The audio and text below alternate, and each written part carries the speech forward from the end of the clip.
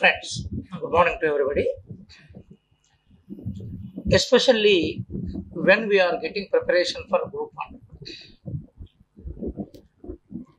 we need thorough knowledge regarding all the components, all the papers which are included in our syllabus.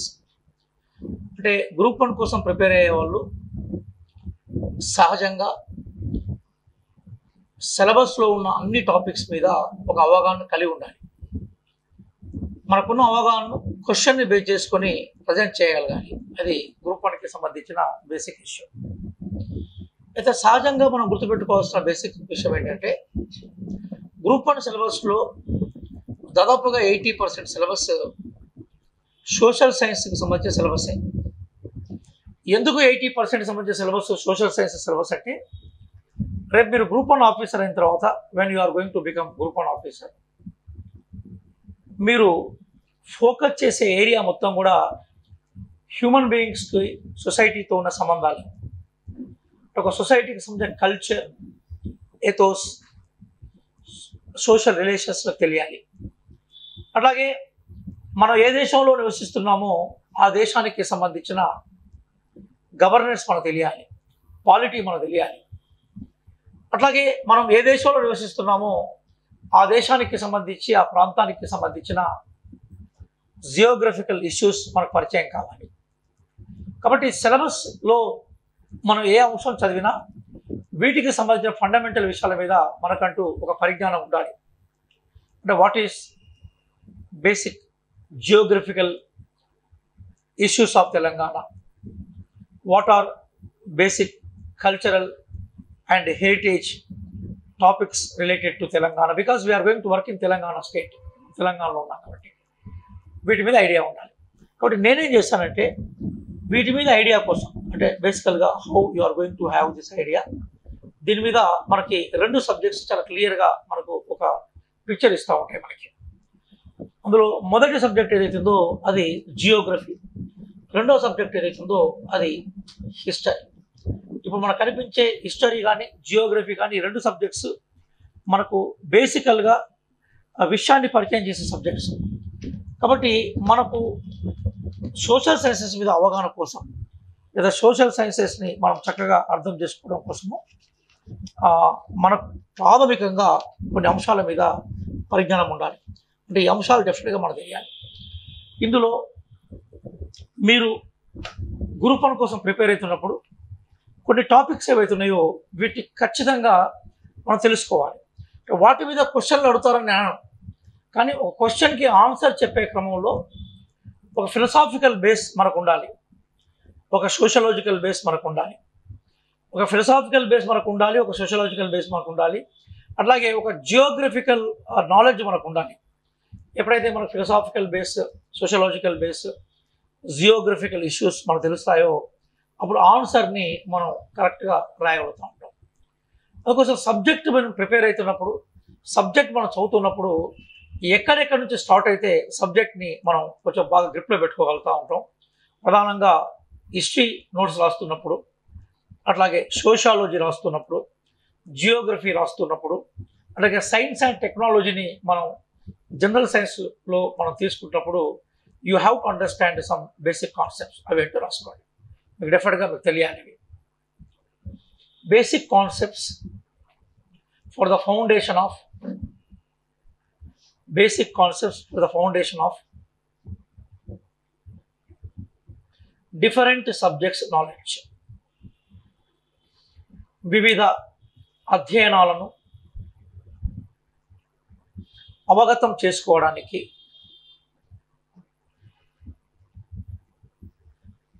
అవసరమైన ప్రాథమిక అంశాలు. అంటే ఇవి మనకు డెఫినెట్గా తెలియాలి.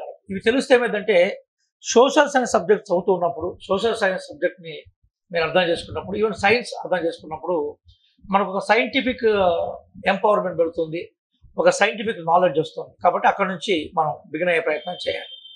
ఫస్ట్ మీ అందరికీ బేసిక్గా తెలియాల్సింది what is big bang theory?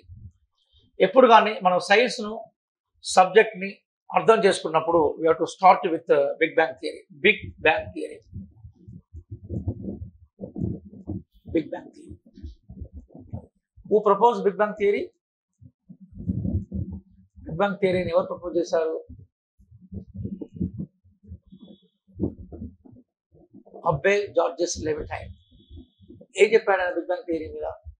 Big bang theory ఏం చెప్తుంది మనకు? ఎస్ఎస్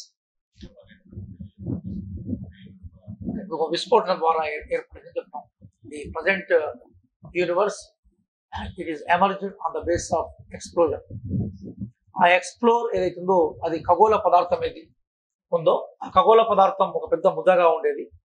అది ఎక్స్ప్లోర్ కావడం వల్ల ఈరోజు ఈ విశ్వం ఏర్పడింది. ఈ విశ్వం విస్తరిస్తూ పోతుందని చెప్తుంటుంది. ఒకటి ఖగోళ పదార్థం అన్న మనం. పదార్థం అంటే matter. What is the meaning of matter? క్లాస్లో ఎంతమంది ఫిజిక్స్ బ్యాక్గ్రౌండ్ ఉన్న వాళ్ళు చేయట్లేదు ఒకసారి. Physics what is matter? మీరు కూడా ఫిజిక్స్ అయినా సార్? ఓకే, మీరు physics madam. Okay, what is matter? దేని మ్యాటర్ అంటాం మనము? Okay, which occupies the place. Okay, ఇంకా yes it is one of the definitions. ఇప్పుడు ఏముంది? Which cannot be created, which cannot be destroyed, that is matter. Which cannot be created, which cannot be destroyed. దాన్ని మనం సృష్టించలేము, దాన్ని నాశనము చేయలేము. దేన్నైతే సృష్టించలేమో, దేన్నైతే నాశనం చేయలేమో అది పదార్థం. నువ్వు ఏం చేస్తూ ఉంటావు? దాన్ని రూపాన్ని మారుస్తూ ఉంటావు. అది ఘన పదార్థంగా ఉంటే దాన్ని ద్రవ పదార్థంగా మారుస్తావు, ద్రవ పదార్థంగా ఉంటే దాన్ని వాయు పదార్థంగా మారుస్తావు. They are going to change its basic shape, basic structure, basic form. కానీ దాన్ని మొత్తం తీసేయలేవు కదా. కర్ర మనకి బేసికల్గా ఘన పదార్థం రూపంలో ఉంటే దాన్ని మనం బూడిద చేసేస్తాము, ఇంకా దాన్ని నీళ్ళలో కలిపేస్తూ ఉంటాం. అది ఆవిరైతే ఆకాశంలోకి వెళ్ళిపోతా ఉంటాం. తప్ప దాని రూపాన్ని మారుస్తూ ఉన్నాం అంతే, కానీ దాన్ని తీసేయలేవు నువ్వు. దేన్నైతే మనము సృష్టించలేమో, దేన్నైతే మనము వినాశనం చేయలేమో అది పదార్థం. కాబట్టి ఈ విశ్వానికి మూలం ఏంటి? పదార్థం దగ్గర నుంచి స్టార్ట్ అవుతూ ఉంటాం. So all the material sciences, all the physical sciences based on what is matter. Matter అంటే ఏంటి డిస్కస్ చేస్తాం. మ్యాటర్ మూలం ఎక్కడ స్టార్ట్ అవుతూ ఉంటాం మనము? వి గో విత్ గెలాక్సీ దగ్గరికి పోతుంటాం. ఆ గెలాక్సీ నుంచి పోయే క్రమంలో మీ అందరికీ బేసిక్ నాలెడ్జ్ దేని మీద ఉండాలంటే how the Galaxy has emerged, how the space is expanding, what is the role of nebulas, how stars are emerged, how the planets are came into existence, what is the importance of earth with environment. ఈ ఫండమెంటల్గా ప్రతి group వన్కి prepare అయ్యే అభ్యర్థికి ఫండమెంటల్గా విశ్వం యొక్క మూలాలు ఏంటో అక్కడి నుంచి స్టార్ట్ కావాలి.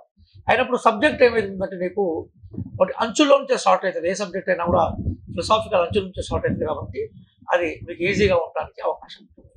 So you have to understand what is space, how to understand space, what are galaxies and what are nebulas, what are galaxies, what are stars, what are planets.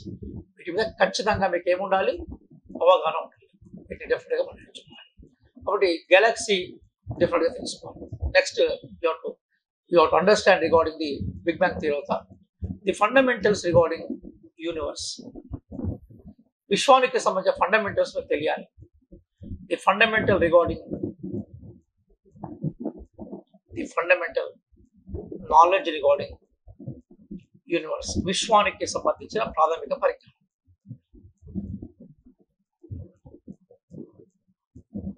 మీరు దాన్ని చదివే ప్రయత్నం చేయకండి. మీద క్వశ్చన్స్ అనే క్వశ్చన్ మాట్లాడలేదు. బేసిక్గా ఉన్నప్పుడు ఇవన్నీ మీకు అర్థమైనప్పుడు ఏంటంటే మీ ప్రజెంటేషన్లో కానీ మీ క్లాస్ రూమ్లో మీరు ఆన్సర్ రాస్తున్నప్పుడు కానీ ఒక సైంటిఫిక్ వేలో మీరు పోవడానికి ఒక బేస్ ఉంటుంది. అక్కడ స్టార్ట్ కావాలి.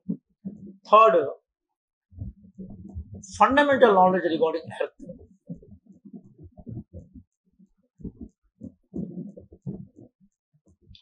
ఫండమెంటల్ నాలెడ్జ్ రిగార్డింగ్ ఎర్త్కు సంబంధించిన ఫండమెంటల్ నాలెడ్జ్ కూడా తెలవాలి. భూమికి సంబంధించిన ప్రాథమిక విజ్ఞానం. ఇవి కొంచెం తెలిసిన తర్వాత ఇక్కడ నుంచి మనకు సబ్జెక్ట్ స్టార్ట్ అవుతుంది. అందులో ఆంథ్రోపాలజీ సబ్జెక్ట్లోకి వెళ్తాం. అదేంటంటే జీవ పరిణామ క్రమం, హ్యూమన్ ఎవల్యూషన్.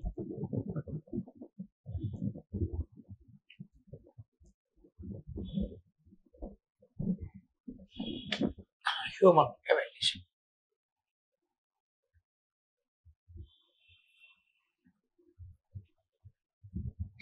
జీవ పరిణామ క్రమము లేదా హ్యూమన్ ఎవల్యూషన్.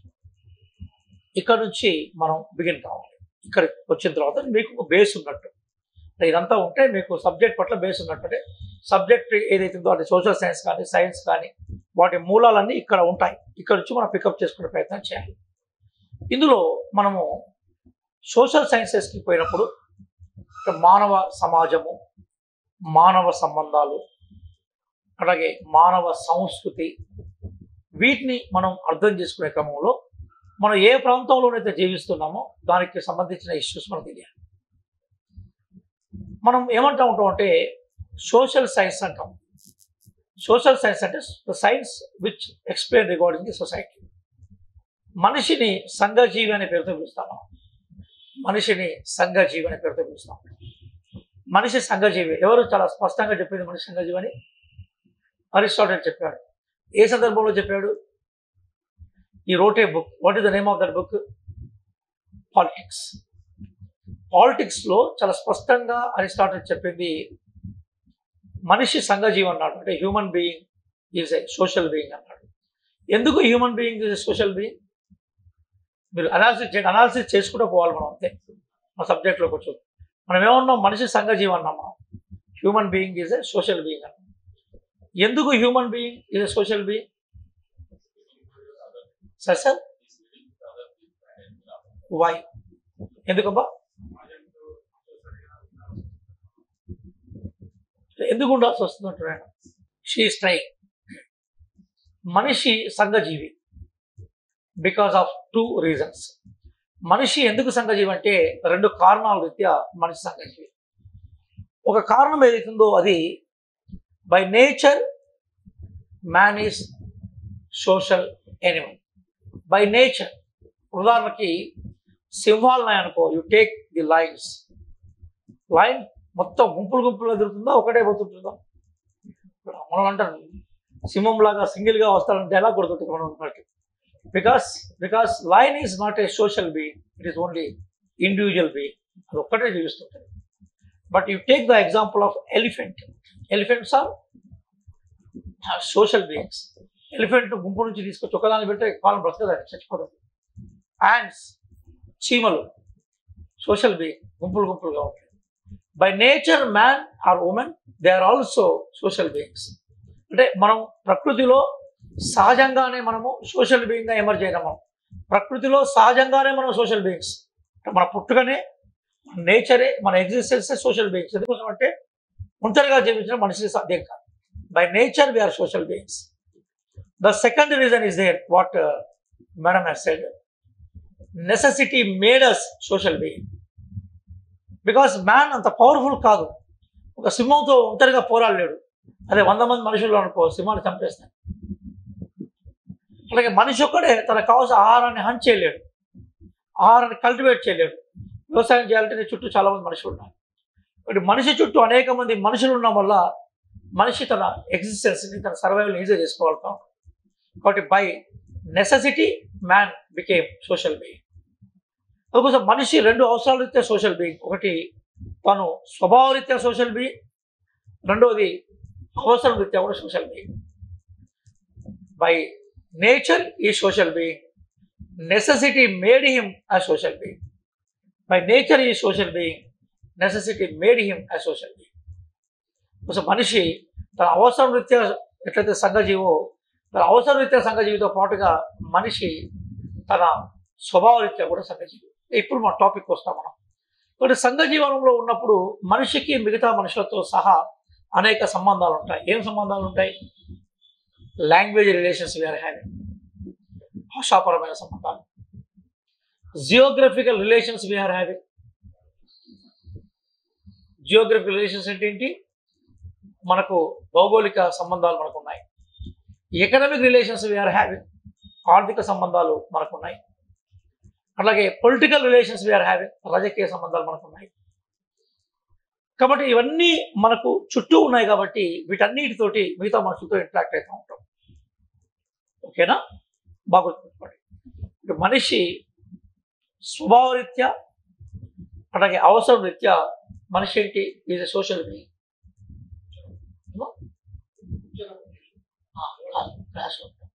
నేనే చేస్తాను. సో మనిషి స్వభావరీత్యా సంఘజీవి, మనిషి అవసరం రీత్యా కూడా సంఘజీవి. క్లియర్ అయింది కదా? మనిషి కేవలం సంఘజీవి మాత్రమే కాదు, మనిషి కేవలం సంఘజీవి మాత్రమే కాదు, కలహజీవి కూడా. Man is a conflict in nature. మన బస్సులో మనం ఎక్కుతున్నప్పుడు ఎవరైనా పక్కనకి తగులితే మనం పెద్ద అరుస్తుంటూ ఉన్నాడు, అవునా? కదా, నువ్వు జీవిస్తున్నప్పుడు నీకు చిన్న కంఫర్టబుల్లో నీకు తేడా వస్తే నువ్వు అరుస్తుంటావు. Because you are not only social being, you are also by nature you are conflict beings. కాబట్టి మనం చిన్న చిన్న విషయాలను సంఘర్షణ పడుతుంటాం, మనకు మనమే సంఘర్షణ పడుతుంటాం, మనకు మనమే ఇబ్బంది పడుతుంటాం, మనకు మనమే మనం అవతల వాళ్ళతోటి మనం కంఫర్టబుల్గా ఫీల్ కాము. ఎందుకోసం అంటే by nature we are social being.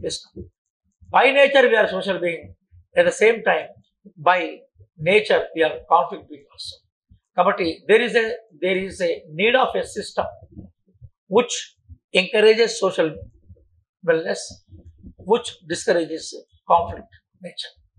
కాబట్టి మనకు ఒక వ్యవస్థ ఉంటుంది. ఆ వ్యవస్థ మనలో ఉండే సామాజిక స్వభావాన్ని కాపాడుతుంటుంది, మనలో ఉండే కళా స్వభావాన్ని తగ్గిస్తుంటుంది. ఆ వ్యవస్థనే మనం ఏమంటూ ఉంటాం? మనము సమాజము అంటాం. ఆ వ్యవస్థ చేతిలో ఉండే అధికారాన్ని మనం ఏమంటాం? రాజ్యాధికారం అంటాం. అంటే by being a human being you have to lead your individual life. Being a human being you have to lead your individual life, at the same time you have to adjust with others. కాబట్టి సంఘం అంటే అర్థం ఏంటంటే కొన్ని సూత్రాలు, కొన్ని విలువల ప్రాతిపదికగా ఏర్పడి నడిచేది. విలువలు అంటే ఏంటి? What is the meaning of values? విలువలు అంటే ఏంటి? మనం చాలా సందర్భాలు సమాజంలో విలువలు తగ్గిపోతున్నాయి, విలువలు పడిపోతున్నాయి అని చెప్పుకుంటున్నాం.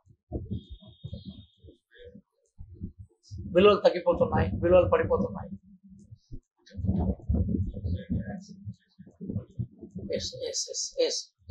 సూత్రాలు, వాల్యూస్ మీద ఒక డెఫినేషన్ ఉంటుంది. ఏముంటుందంటే values are general principles which are accepted by the society for its goodness.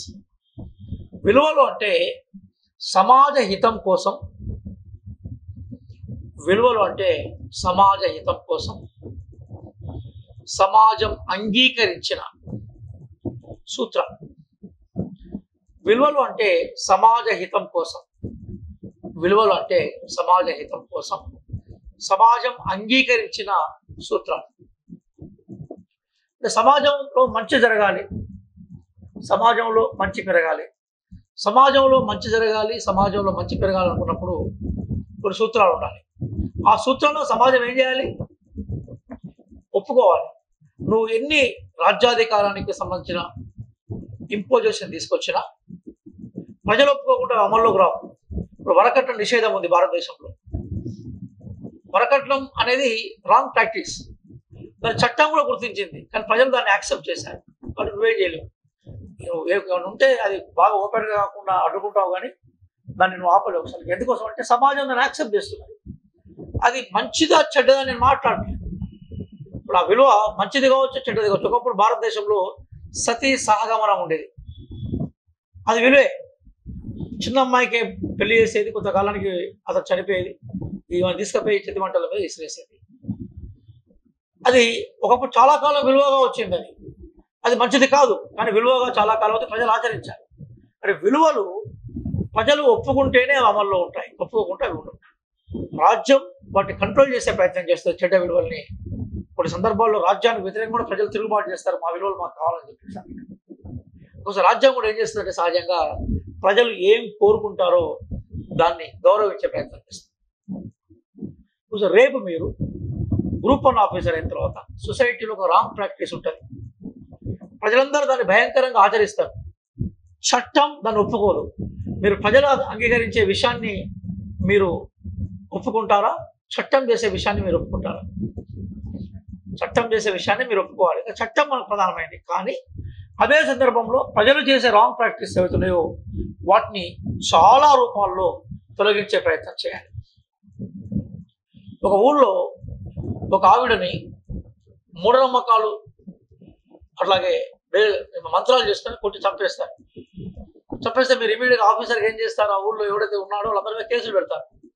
ఆ ఊళ్ళందరూ మీ పోలీస్ స్టేషన్ ముందరికి వచ్చి ధర్నా చేస్తుంటారు, మా వాళ్ళను ఎట్లా అరెస్ట్ చేస్తామని చెప్పేసి. వాళ్ళందరినీ అరెస్ట్ చేసి నువ్వు జైల్లో పెట్టే పరిష్కారం కాదు కదా. ఏం చేయాలి? నువ్వు అవేర్నెస్ క్రియేట్ చేయాలి. కాబట్టి నువ్వు ఒక సంస్కర్తగా చట్టాన్ని అమలు చేయడానికి ఎన్ని అవకాశాలు ఉన్నాయో అన్ని అవకాశాలు ఉపయోగించాలి. చట్టాన్ని గుడ్డిగా అమలు చేయడం అనేది మీకు సాధ్యం కాదు. చట్టాన్ని బ్లైండ్గా అమలు చేయడం మీకు సాధ్యం కాదు.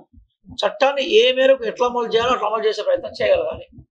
కాబట్టి ఆఫీసర్గా నీకు ఈ దేశంలో మన దేశంలో ఉన్న సామాజిక అసమానతల మీద అట్లాగే కులము మతము ఇట్లాంటి అంశాల మీద అట్లాగే ఆచారాలు సంప్రదాయాలు వల్ల అంశాల మీద సంస్కృతి మీద అట్లాగే పేదరికం లాంటి కారణాల మీద మీకు ఐడియాస్ ఉంటాయి.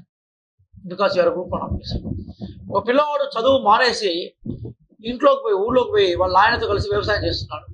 దానికి ప్రధానమైన కారణం ఏంటి? ఆర్థిక పదవి. వాడి పావర్టీని నువ్వు కిల్ చేయకుండా, వాడి పావర్టీని నువ్వు ఆపకుండా, వాడి పావర్టీని నువ్వు క్వశ్చన్ చేయకుండా, లేదా వాడికి వేరే ఆల్టర్నేటివ్ నువ్వు ఇవ్వకుండా నువ్వు వాడిని బడికి పంపించలేవు. కాబట్టి చట్టాలను అమలు చేయడానికి ఏ భౌతిక రాజకీయ ఆర్థిక పరిస్థితి ఉండాలో అవి తెలియాలి. అంటే సమాజం పట్ల అవగాహన లేకుండా నువ్వు గ్రూప్ 1 ఎగ్జామ్ రాయాలి. గ్రూప్ 1 ఎగ్జామ్లో ఎక్కడైతే నీ యొక్క అభిప్రాయాన్ని అడుగుతున్నాడో, గ్రూప్ 1 ఎగ్జామ్లో ఎక్కడైతే నీ విశ్లేషణ అడుగుతున్నాడో అక్కడ నీకు స్పష్టత ఉండాలి. అదే నీకు మార్కులు తీసుకొస్తాను. కాబట్టి మత గ్రంథాల కన్నా రాజ్యాంగం గొప్పదని ప్రతి గ్రూప్ 1 ఆఫీసర్ అనుకోవాలి. ప్రజల విశ్వాసాల కన్నా చట్టం గొప్పదని చెప్పుకోవాలి. అదే సందర్భంలో చట్టాన్ని ప్రజల మీద బలవంతంగా రుద్దే ప్రయత్నం కన్నా మనం చట్టాన్ని ప్రజలు యాక్సెప్ట్ చేసి దాన్ని ఆచరించేలాగా చేయాలి. This is a good governance. This is nothing but good governance. అందుకోసం నీ శక్తి, నీ యుక్తి, నీ ఆలోచనలు అవన్నీ కూడా దాని వైపు పోవాలి. ఈ అండర్స్టాండింగ్, ఈ ఫిలసాఫికల్ అవుట్లుక్ నీ దగ్గర ఉన్నప్పుడు నువ్వు సహజంగా నువ్వు మంచిగా ఆన్సర్ రాయగలుగుతావు. ఎకనామిక్ ఇష్యూస్ రాయగలుగుతావు. తర్వాత మనకి ఎన్వైరన్మెంట్ ఇష్యూస్ మీద, మానవ తప్పిదాల మీద రాయగలుగుతూ ఉంటావు. పొలిటికల్ సొల్యూషన్స్ ఇవ్వగలుగుతూ ఉంటావు. సోషాలజీలో సొసైటీని సంస్కరించే ప్రయత్నం చేయగలుగుతూ ఉంటావు. కాబట్టి నీకు ఆ అవుట్లుక్ ఉండాలి. ఇది మరి బాగా గుర్తుపెట్టుకోవాల్సిన విషయం. నేను మీకు ఈ నోట్స్ ఇస్తాను. ఇందులో మీరు తర్వాత నేను ఇంకా డెప్త్గా ఇస్తాను. నేను ఇది చాలా డెప్త్ నోట్స్ రాసుకున్నాను. వీటి ఎవరన్నా మీరు తెలుగులో కానీ ఇంగ్లీష్లో కానీ ట్రాన్స్లేషన్ చేస్తే బట్ ఇక్కడ నేను అన్ని రాసుకున్నాను. అసలు ఇవన్నీ నా ఓన్ రైటింగ్తో ఉన్న నోట్స్ రాశాను. ఇప్పుడు కాలం లెక్కలు వేయాలి. ఇప్పుడు మనకి ఇప్పటివరకు విశ్వంలో 2 విషయాలు తెలియాయి. మనకు 2 విషయాలు తెలియాయి. ఏంటి? ఒకటి wear the space has started, what is the beginning, what is the ending of the space. విశ్వం ఎక్కడ ఆవిర్భవించింది, ఇది ఎక్కడ వరకు ఎక్స్పాండ్ అవుతూ వెళ్ళిపోయింది. విశ్వం ఎక్కడ ఆవిర్భవించింది, ఇది ఎక్కడ వరకు ఎక్స్పాండ్ అవుతూ పోయింది, ఇది మనకు తెలియదు. ఇంకా ఎక్స్పాండ్ అవుతూ పోతుంది. కాబట్టి టైం మనకు తెలియదు. విశ్వం ఎప్పుడు స్టార్ట్ అయింది, నిజంగా విశ్వం స్టార్ట్ అయ్యి ఈ రోజుకి ఎంత టైం అవుతుంది, దీనికి ఎండ్ ఎక్కడికి పోతుందో మనకు తెలియదు. ఇది ఎక్కడ where it is going to close మనకు తెలియదు. కాబట్టి ఇక్కడ కొన్ని లెక్కలు ఇచ్చాం మనం. ఈ లెక్కల మీద నేను అన్ని రాశాను, నోట్స్ రాసి ఇందులో మొట్టమొదటిసారిగా జీవ పదార్థం ఎట్లా స్టార్ట్ అయింది, ఇది ఎట్లా ఎమర్జ్ అవుతూ వచ్చింది అని మొదలు పెట్టుకొని మనకి రకరకాల అంశాలు తీసుకొని వచ్చి అక్కడి నుంచి నేను ప్రపంచానికి వచ్చాను. కాస్మాలజీ అని చెప్తూ బేసికల్గా వరల్డ్లో చరిత్ర ఎట్లా స్టార్ట్ అయింది, అన్షియేటెడ్ నాగరికతలు ఏంటి, వీటన్నిటి మీద కూడా నోట్స్ రాశాను. ఇవన్నీ I'm going to give all to you. మీకు ఒక బేసిక్ అండర్స్టాండింగ్ వస్తుంది వీటన్నిటి మీద. బట్ ఇవన్నీ కూడా మీకు మొత్తం టోటల్గా మానవ పరిణామం, అంటే మనిషి ఈ భూమి మీద పుట్టే వరకు జరిగిన పరిణామాలన్నింటినీ ఇక్కడ మనం రికార్డ్ చేసే ప్రయత్నం చేస్తాం. అట్లాగే ఎట్ ద సేమ్ టైం మనకు బేసికల్గా ఇవన్నీ వాటికి సంబంధించింది ఎట్లా స్టార్ట్ అయినా ఏంటి ఇవన్నీ వీటి ఎట్లా అర్థం చేసుకోవాలి ఇవన్నీ ఒకవైపు ఉన్నాయి. మరొక వైపు ఇండియాలో తొలి నాగరికత ఆనవాళ్ళు స్టార్ట్ అయినాయి. ఇందులో ఫస్ట్ మహోన్నత సింధు నాగరికత ఏదైతుందో అది ఎట్లా ఎమర్జ్ అయింది, ఈ దేశంలో నివసించే వాళ్ళని హిందూ అనే పేరుతో ఎందుకు పిలుస్తారు, దానికి సంబంధించిన ఇష్యూస్ని డిఫరెంట్గా చేసే ఇవన్నీ కూడా నోట్స్ స్టోరీలు. ఇవన్నీ మనం ముందుగా మన హిస్టరీ చదవడానికి ముందు ఇవన్నీ మనం తెలియాల్సిన బేసిక్ ఇష్యూస్. ప్రాచీన భారత ఖండం, ఇందులో జంబూ ద్వీపం ఏదైతుందో అక్కడ కనిపించే తొలి నాగరికతలు, సో ఇండస్ సివిలైజేషన్ ముందు భారతదేశం ఎట్లా ఉండేది, ఇవి మనం గుర్తుపెట్టుకునే ప్రయత్నం చేయాలి. ఇప్పుడు ఇవన్నీ నేను మీకు ఇస్తాను, నోట్స్ ఆపించే ప్రయత్నం చేస్తాను. వీటి మీద ఒక బేసిక్ అవగాహన ఉన్న తర్వాత మీకు ఏమవుతుందంటే, వీటి మీద ఎప్పుడైతే మీకు బేసిక్ అవగాహన ఉందో, వీటిలో ఉన్నాయన్న విషయం తెలిసిన తర్వాత అప్పుడు తెలంగాణ చరిత్ర ఈజీగా అర్థం చేసుకుంటారు. తెలంగాణ చరిత్ర అర్థం చేసుకోగానే ఆసఫ్జాయిల కాలం రాగానే మనం ఎక్కడికి వస్తాం, ఆసఫ్జాయిల కాలం రాగానే తెలంగాణ యొక్క జియోగ్రఫికల్ ఎంటిటీకి వస్తాం. మన సిలబస్ కూడా అక్కడే స్టార్ట్ అవుతుంది. దాన్ని మీరు గుర్తుపెట్టుకునే ప్రయత్నం చేయండి. అది ఇక్కడ ఒక అంశాన్ని మళ్ళీ మన టాపిక్లోకి మనం ఒకసారి పోతే వెనుకకు రాలేం కాబట్టి టాపిక్ స్టార్ట్ చేసే ముందు ఒక 2-3 ఇష్యూస్ మీకు ఉన్నాయి. అవేంటంటే, ఇప్పుడు మీరందరూ కూడా గ్రూప్ 1 ఎగ్జామ్ కోసం ప్రిపేర్ అవుతున్నారు, సీరియస్గా మెయిన్స్ కోసం. మీరు ఎప్పుడైతే గ్రూప్ 1 ఎగ్జామ్ కోసం ప్రిపేర్ అవుతున్నారో అందులో రిపోర్ట్ రైటింగ్ అనేది చాలా కీలకమైంది. మీరు రాయగలగాలి, ఇష్యూస్ అనాలిసిస్ చేయగలగాలి. రాయడం ఎట్లా అనే దాని మీద తెలుగు మీడియంలో, ఇంగ్లీష్లో చాలా పుస్తకాలు ఉన్నాయి. I will give how to right essay అనేది చాలా పుస్తకాలు ఉన్నాయి. బట్ తెలుగులో ఆ పుస్తకాలు చాలా తక్కువ. ఇది డాక్టర్ ఎస్ జయప్రకాష్ రాశాడు, రీసెర్చ్ మెథడాలజీ. రీసెర్చ్ మెథడాలజీ అంటే మనము ఒక ఎస్సే రాస్తున్నప్పుడు, ఒక వ్యాసం రాస్తున్నప్పుడు దాన్ని మనము కథలాగా రాయకూడదు. ఎస్సే రాస్తున్నప్పుడు దాన్ని కథలాగా రాయకూడదు. ఎట్లా రాయాలి? ఫ్యాక్చువల్ బేస్గా రాయాలి. ఫ్యాక్చువల్స్ అంటే ఏంటి? ఫ్యాక్ట్స్ జరుగుతుంటాయి. ఫ్యాక్ట్స్ నువ్వు ఏం చేయాలి? ఉన్నది ఉన్నట్టుగా చూడాలి. ఎందుకు ఉన్నది ఉన్నట్టుగా చూడాలి? ఉన్నది ఉన్నట్టుగా చూస్తేనే నీకు ఆ విషయం అర్థమవుతుంది. ఉన్నది ఉన్నట్టుగా చూస్తేనే ఆ ప్రాబ్లంకి నువ్వేం చేస్తావు, చేయబోతున్నావు, నువ్వు సొల్యూషన్ చూడబోతుంటావు. అందుకోసం ఫ్యాక్చువల్ ఇన్ఫర్మేషన్ చాలా ఇంపార్టెంట్. బట్ ఇందులో డాక్టర్ ఎస్ జయప్రకాష్ రాసినట్టుగా పరిశోధనా విధానం అనేది హెడ్డింగ్ ఉందో, ఈ పరిశోధన విధానంలో మీరు హౌ టు రైట్ ఆర్టికల్ అనేది పికప్ చేశాడు ఆయన. నేను ఇస్తాను. అట్లాగే చక్కని తెలుగు రాయడం ఎలా, ఇది ఇంకొక వ్యాసమంజరి. తెలుగులో రాస్తే తెలుగు, ఇంగ్లీష్లో చాలా ఉన్నాయి. How to right good English. మనం వ్యాసం రాస్తున్నప్పుడు చాలా ఉండాలి. వెరీ రీసెంట్గా ఇది మనకు బేసికల్గా సిద్ధాంత గ్రంథ రచన, అంటే మనం కథ రాయడానికి, సైద్ధాంతిక గ్రంథం రాయడానికి, వ్యాసం రాయడానికి చాలా తేడాలు ఉంటాయి. వాటి మీద కూడా మీకు అంటే ఐడియా ఉండాలి. ఇది వెరీ రీసెంట్గా వచ్చిన బుక్ దిస్ ఈస్. ఇవన్నీ మీకు ఇచ్చి మిమ్మల్ని అందరినీ నేను వ్యాసంలోకి తీసుకొచ్చే ప్రయత్నం చేస్తాను. ఇప్పుడు మనకు తెలిసిన విషయాన్ని ఏం చేయగలగాలి? మనము రాయగలగాలి. నువ్వు ఎంత బాగా రాయగలిగితే అంత బాగా మీకు మార్కులు పడతాయి. ఎందుకోసం అంటే ఇందులో వాళ్ళు చెక్ చేసే పాయింట్ ఏదైతుందో అది whether you are able to make writing or not, whether you are having the skills to present the matter or not. వాటి మీద క్వశ్చన్ అడుగుతారు, వాటి మీద ఆన్సర్స్ చూస్తారు. అది మనకు చాలా కీలకమైన విషయాన్ని మనం గుర్తుపెట్టుకోవాలి. ఇప్పుడు ఒక చిన్న క్వశ్చన్ ఇస్తాను, అది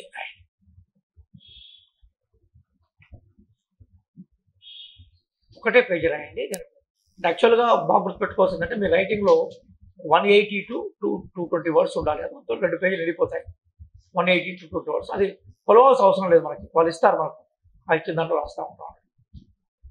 tell in both media, English and Telugu. ఒకసారి రాసే ప్రయత్నం చేయండి.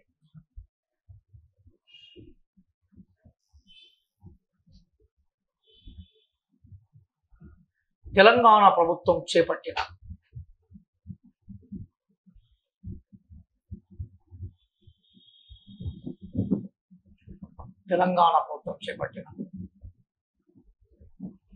బడిబాట తెలంగాణ ప్రభుత్వం చేపట్టిన బడిబాట కార్యక్రమం లక్ష్యాలేమిటి?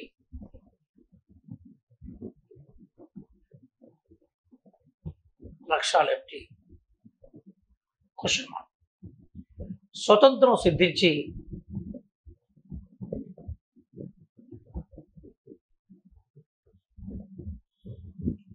70 సంవత్సరాలు దాటినప్పటికీ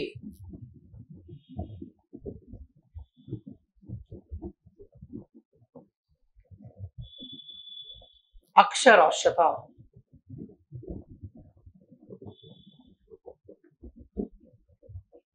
సంపూర్ణంగా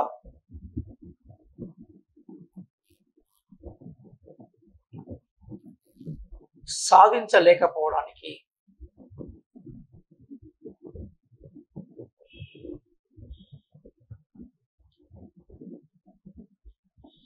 ప్రధాన కారణాలు ఏమిటి?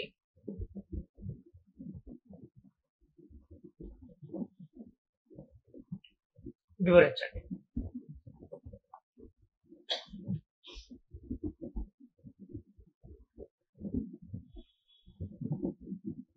ఇది క్వశ్చన్. జనరల్గా మీరు ఏమి అది కాకండి, నేను ఎట్లా రాయాలో నేనే చెప్తాను. నేను మీకు రైట్ నేనే చెప్తాను. మీకు ఒక 1 పేజీ మీరు సొంతంగా రాయండి. ఒక చిన్న ఉపోద్ఘాతం ఏంటంటే, మనం ఎప్పుడైనా ఒకటి రాస్తున్నప్పుడు క్వశ్చన్ ఆన్సర్ మనకి ఏదైనా విషయాన్ని వివరిస్తున్నప్పుడు ఒక మంచి కొటేషన్ తోటో లేదా ఒక సంఘటనతోటో లేదా ఒక సత్యంతోటో బిగిన్ చేస్తే మంచిగా ఉంటుంది. చూసే వాళ్ళకి ఇంట్రెస్ట్. ప్రయత్నించండి 1 పేజ్ పైన.